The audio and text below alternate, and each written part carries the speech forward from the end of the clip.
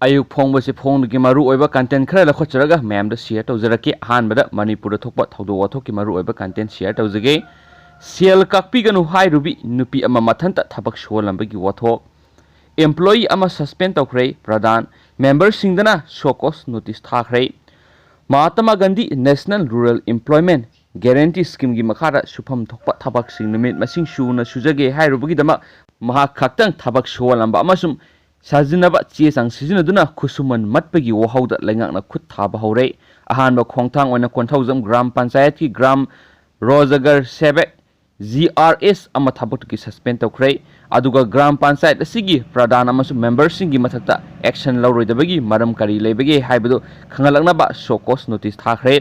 COVID-19 की लैचना मरम ओइदुना खुंगंगी मियामना थबक सुफम नोंफम लैतबगी अवाबा मयुकनरिंगेगी सैरक्ता पासोई DC ब्लॉक की मनुंग चनबा कोंथौजम ग्राम पंचायत की वार्ड नंबर 5 ता नुपी अमखक नाइटोम ओइना जॉब कार्ड की थबक सोलंबगी वीडियो फुटेज अमा ममांगी सयोल सोशल मीडिया दा वायरल ओरखी माथांगी नुमितसु नुपी अदु मातोमता थबक सोलंबा rural development and Panchayati Raj minister न थेंगनखी नुपी अदुना मिनिस्टर दा वार्ड अदुगी ओइना नुमित कुन्नी थबक सुनबगी खंगलकपदा नुमित तरा तरुकनिगी सेल पीरगा अतोप नुमित मरीनी कक्कनी हाइबदगी माकी ओइनदी मपुरोइबसु COVID-19 न मरम ओइरगा थबक सुफम नोंफम लैतबनीना सेल कक्पीगनो हाइजखी वार्ड मेंबर न माकपु थबक यामना सुनिंगबा ओइरबदी मथंता सुगदबनी हाइदुना खंगलकपगा लोइनना थबक सुरिबनी हाइना फुंदोरखी मफम अदुदा लेरंबा प्रधान मेंबर ग्रस मिनिस्टर गौरी सनाबदा वार्ड अदुगी ओइना अपुनबा जॉब कार्ड होल्डर सनीगा निफुगा तरुक लैबगी मनुंगदा सनीगा निफु मादी प्रधान मेंबर का यानरगा नुमित कुन्नी लाकपगी मनुंगदा थबक सुक्सु सुदना नुमित तरा तरुकनिगी खुसुमन फंगनबा अदुगा नुमित मरीनिगी खुसुमनना मखोइना कक्पदा यानरे हाइदुना जॉब कार्ड होल्डर सिंगना खुयेक पिहले हाइबा चपचाना खंगमंगमखिबने मास्टर रोल दसु जॉब कार्ड होल्डर सिंगना ममांगदा सुखिबा थबक सिंगी खुयेक पिगदबदु यौरमदबा अमदी यौरमबा रजिस्टर खरादना खुयेक सिंग अदु कनागुम्बा अमा अनिना सोय पंगतौदा तौसिनबा मानबगी खुदमसु कयामरुम उबा फंगलखिबने थवोंग अदुदगी मिनिस्टर न साउखिदुना पारम कायना थबक तौरमलिबदुदा चेनबसिंग अमता लेमना थारो हेना फुंदोखि मदुगी मतुंग इना RDNPR की डायरेक्टर न कोंथौजम ग्राम पंचायत की GRS लोइतम इरानी देवी थबकतगी सस्पेंड तौखिबने हाइदे नकल अमरमदा प्रधान अमसु मेंबर सिंगना मास्टर रोल यावबा जॉब कार्ड होल्डर सिंगी खुयेक सेमजिन सजिले हाइना मराल सिबगो लोइनना तसेंगना थबक सुवनफम थोकपा नुमित मसिंदगी ताथना थबक पीनबा होनरंबा यावना अदुगुम्बा अरानबा थवोंग सिंग अदुगी मतंगदा एक की मतुंगिना मखोगी मथक्ता सबसाबे एक्शन लखलोइदबगी मरम करी लेबगी हाइबदु नुमित मरीनिगी मनुंगदा खंगलकनबसु शोकॉस नोटिस थाखरे हाइदे मथौ तारबदे प्रधान अमसु मेंबर सिंगी मथक्ता मनाकनप पुलिस स्टेशन अमदि FIR लॉन्च तौनबसु गवर्नमेंट की माइकैदगी डिस्ट्रिक्ट प्रोग्राम कोऑर्डिनेटर की माइकैदगी MGNR EGS CEO Imphal west थाखिबा सिरोल अदुदा खंगले निंगसिंगबा याबदे ministry of home rural development चलिबा सेनबा सई इंग्लिशिंग निगा कुन्नगी कुनगमाथोगी दमा मणिपुर की ओइना थपक सुबदा अयाबा पीरबा नुमित मसिंग असि सौराकना यांखैनी मसीगी मनुंगदा हौजिक फावबदा मणिपुर की ओइना सांसता नुमित कुनगनिथोइनी थबक सुखरे वारहौरिबा नुमित मसिंग असिना अक्टोबर था फावबगी मनुंगदा डिस्ट्रिक्ट सिंगना थबक सुननबा होनागदबने अक्टोबर था फावबगी मनुंगदा मणिपुर की ओइना मिनिस्ट्री ना अयाबा पीरबा नुमित मसिंग यांखैनी असि करिगुम्बा मपुंग फाना थबक सुबा लोइबा ngamlabadi अहेनबा नुमित निफुनी दगिना यांखैनी अमसु लौथनबा डिपार्टमेंट पंदम थमले मधु ओइरबदी मणिपुर चलिबा सेनबा सही असिगी अरोइबा था हाइबदी कुमजा इंग्लिशिंग नि कुनगे मथुगी मार्च फावबदा यामद्रबदा सौराकना नुमित मार्फुनी दगिना मौद्रानी थबक पीबा ngamgani मसी माय पखन बाहाइबसी थबक सुरिबसिंग अमर डिस्ट्रिक्ट की अथॉरिटी सिंगी खुतसु लैरे खुसुमलगी ओइनदी अवाटपा मते लैते कनागुम्बा डिस्ट्रिक्ट सिंगना हौजिक लैरिबा नुमित मसिंग यांखैनी असिदगी हेना थबक पीबा ngamlabsu लायबिलिटी ओइना खुसुमन अदुम पीगने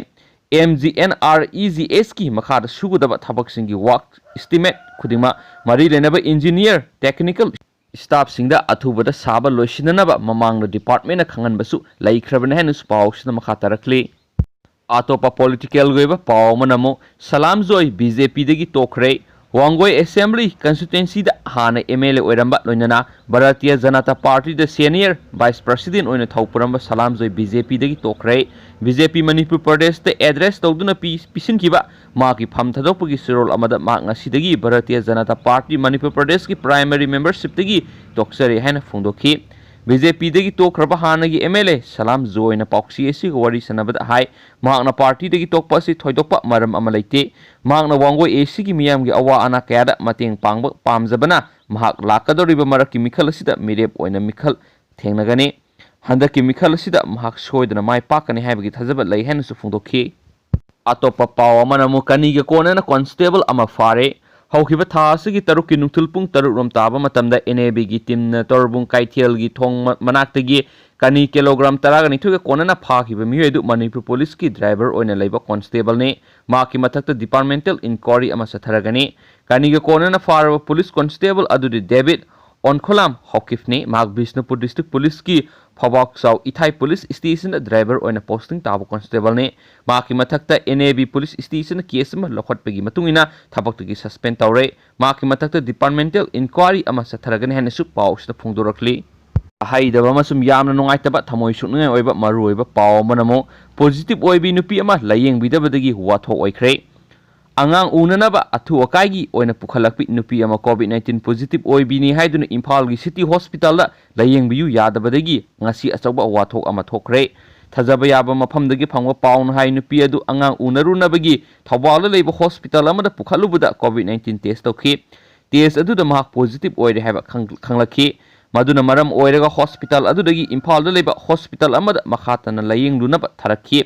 अनाबगी कंबूना नुपी अदु सिटी हॉस्पिटल पुसिनकी मफम अदुदसु अमुक खाना कोविड-19 टेस्ट रिजल्ट येंद्रगदी अनाब लयंग मंगमलोय हाइदुना अमुक रास मेडिसिटी दा टेस्ट तौनकी टेस्ट अदुगी रिजल्ट पॉजिटिव ओइरे हाइना खंगलखी हॉस्पिटल अदुगी डॉक्टर सिंह अनाबदो अतोप मफमदा अमुक पुखिनबा खंगलखी तंजा अदुदा ममा अदु ई चटपा होरखी नुपी अदुना यामना वाना खांगमा मसुम हॉस्पिटल अदुगी फिबम अदुदा अतोप हॉस्पिटल अमदा कामदौना पुगदौरिबनो हाइबी वकतसिंग अदु सोशल मीडिया दा वायरल ओइरखी पाव मथंग फाउनरपदगी हेल्थ डिपार्टमेंट की कांगबुना एम्बुलेंस थाजिन्दुना नुपी अदु जेनिम्स hospital ngasi numinang pung 3 makairom tabada admit tawki thaudo adu health minister L Jayanta Kumar nasu laingakna mityeng sangli makpu layeng naba CM saba loikre hena social media da amu thagalakpa ukhi hena su pawsna makhatari atopa maruiba paw manamu hearing matam lepkhre Chief Minister N Birene MPS officer Thonauzum Brinda amasum atopa miyoi taragi mathakta थारकपा defamation suit की hearing थासगी कुनगमा पन्ना पांगथोनबा civil जज senior division Imphal west न मतम लेपख्रे ngasi court MPS officer Thounaojam ब्रिंदागी काउंसिल मसा लाखपगा लोइनेना डिफेमेशन सूट अदुगा मरी लेनेना पावर फाइल तौखी पनबा याबदि एमपीएस ऑफिसर टीएस ब्रिंदा अमसुंग अतोप मियोय तरागी मथक्ता chief minister N Biren July 19 दा डिफेमेशन सूट अदु फाइल तौरखिबनि हाइरि ngara nungdaram thakachaba video dasu sigi content si yaujakre adubu ahenba content khara katanga hapchinjaraga mayamda amuk share tawjige mauna ama yumgi phairen da thauri yanduna siramle achumba puthokpina bataksilakle lohongba tha taruk rom tangai ribi mauna ama ngasi ayu anganbada Bishnupur police station gi manung chanba Bishnupur thiam laikai ward number 8 ta yumgi mangol gi phairel da thauri yanduna siramle hari laikhidrabi mauna adugi maming laishram ongbi banita sei kunga manga mapuroiba laishram bishokawi ma Bishnupur thiam laikai ward number 8 ta leibini thaudo adugi pawhek phangmuga Bishnupur police ki SP Priyadasini laishram na lusingma kangbu ama laktuna thaudo adu hakthengna yingsinki laikhidrabi imung manungi miyoina phongdorakpada banita amadi bisho ani asi yamna nungsi chanana sai asigi March 19 luhongduna leiminarakibani nupi adugi mapam khangabokta leiba imungi miyoi singsu laktuna yingsinki thawai yaudra haksang adu ngasi rims ki mokte executive magistrate amadi video coverage yauna postmortem tawkhre adu haksang di imung manungna laudana leiri hari amaromda Bishnupur thiam laikai ward number 8 ta mayum pan ki bi khangabok